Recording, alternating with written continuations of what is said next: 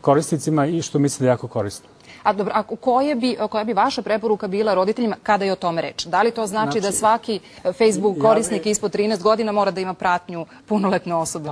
Ako ste, mislim, kao što on rekao, politika Facebooka je da ne sme da bude dete ispod 13 godina na Facebooku, jer oni smatraju da to dete mentalno, emotivno nije spremno za tako nešto. Međutim, neki roditelji čak to znaju i dozvoljavaju zbog toga što poštuju dete i smatraju da je ono dovoljno pametno i tako dalje, što misle da je precenjivanje deteta. Dete ispod 12 godina nema šta da ide na blind date. Znači da se susreće sa nekom osobom jer jednostavno nije spremno za to. Nek sačeka par godina pa će to ići na neki drugi način. Znači roditelji treba bolje da se informišu i da kontrolišu. Jasno.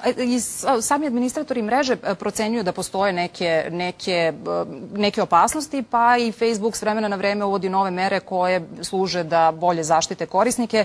Pa sad, ja ne znam, pronašla sam, navode softver koji štiti od online pretnji, virusa, zlonamernih programa i omogućava roditeljima da kontrolišu svoju decu kao i čuvanje podataka. Ima li to efekta kada, pitam jednog i drugog, evo gospodin Marković, kada recimo sam Facebook vodi o tome računa i unapređuje svoje bezbednosne mere na mreži?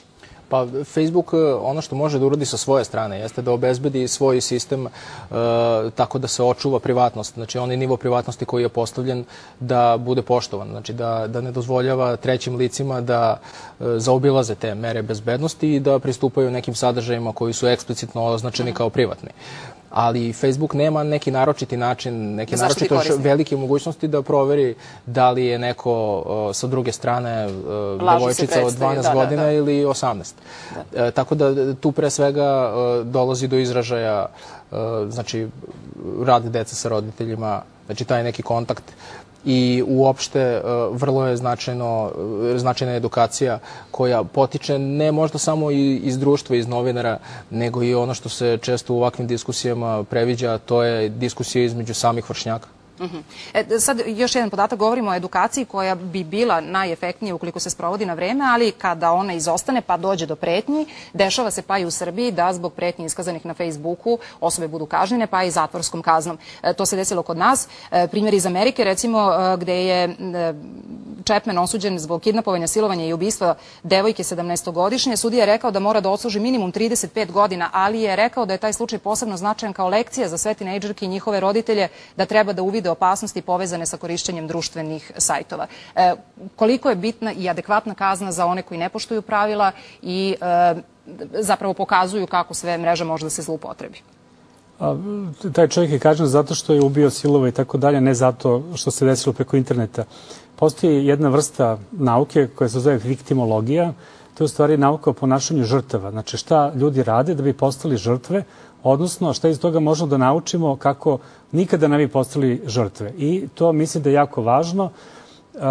Posebno naglašavam taj generacijski jaz između mladih koji jako dobro vladaju internetom, Facebookom i tako dalje i roditelji koji to površno znaju. I ja bih zabrinutim roditeljima preporučio da i oni otvore profil, jer najbolje se uči onda kada nešto radite i kada u stvari upoznate taj medij. Miloše, kakva su vaše iskustva? Koliko je roditelja koji idu u pratnji svoje dece na Facebooku? U Srbiji jako malo. Uglavnom, da kažem, sve kreće od Amerike. Imamo podatak da je u Americi u posljednje vreme najveća penetracija upravo da su žene, starije žene sve više na Facebooku. Zbog dece ili zbog...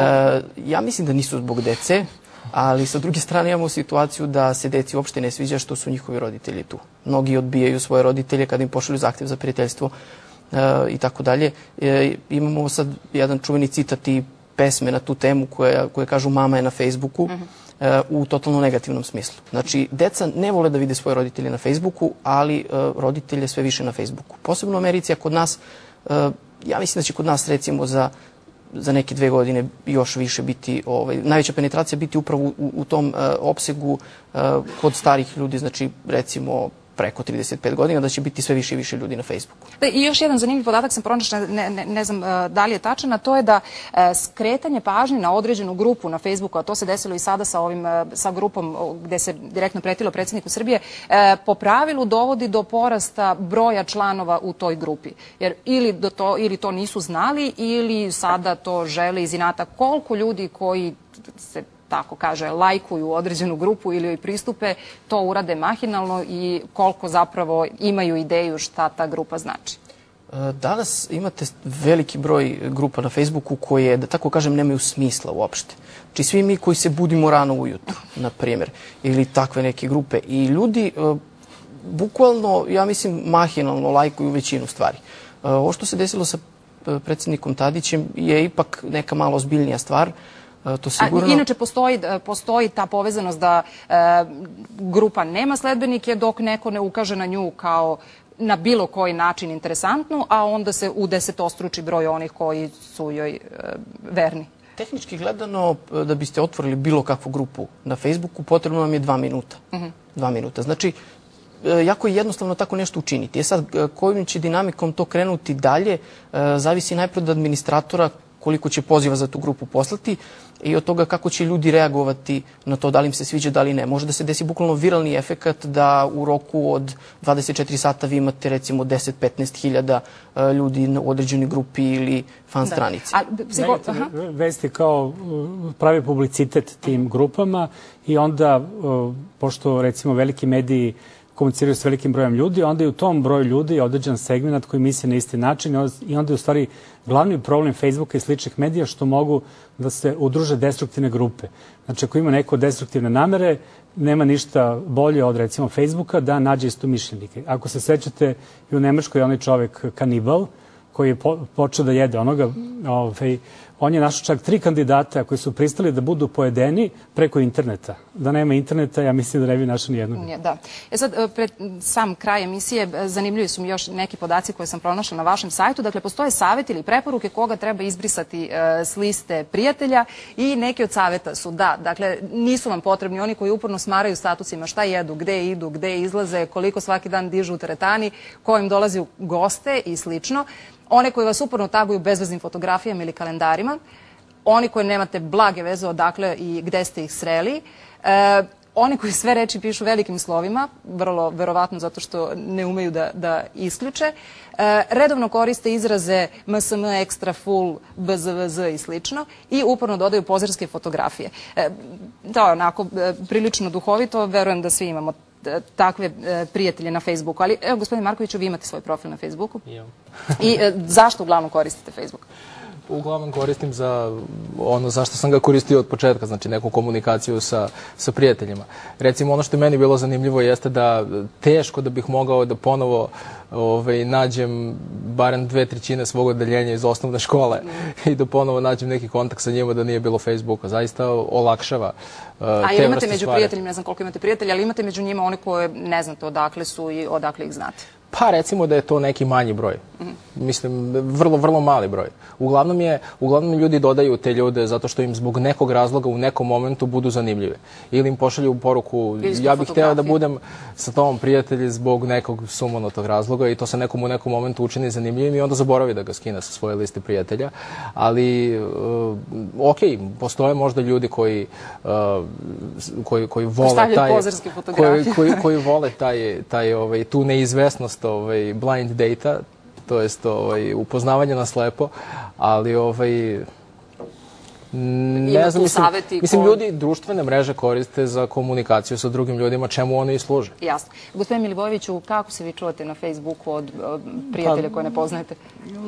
Ja funkcionišem na Facebooku kao javna ličnost. To znači da ja doživljam Facebook kao industriju. Znači, Facebook zarađuje novac, zato je tako i poznat, jer onog trenutka kada korisnik da svoj profil, on u stvari opiše sebe kao kupca. Tako da Facebook onda zna koje reklame da mu pruža, a onda preko te trgovine ide cela stvar. Tako da u osnovi svega je ipak neka razmena novca.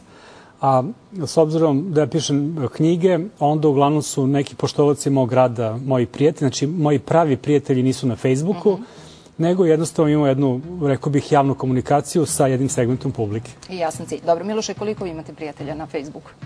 Oko 800, otprilike. 800. Sve ih poznajete, znate gde ste se upoznali, kad ste se sreli? 99%. Svaka čast. A jeste li član onih grupa, nekih od ovih koje ste pomenuli, podržimo ovo, spasimo ovo, ne damo platane i slično? Slabije. Slabije? Slabije. Dobro. Najlepše hvala što ste bili gosti večerašnje emisije, što ste nam pojasnili neke stvari u vezi sa Facebookom i drugim društvenim mrežama.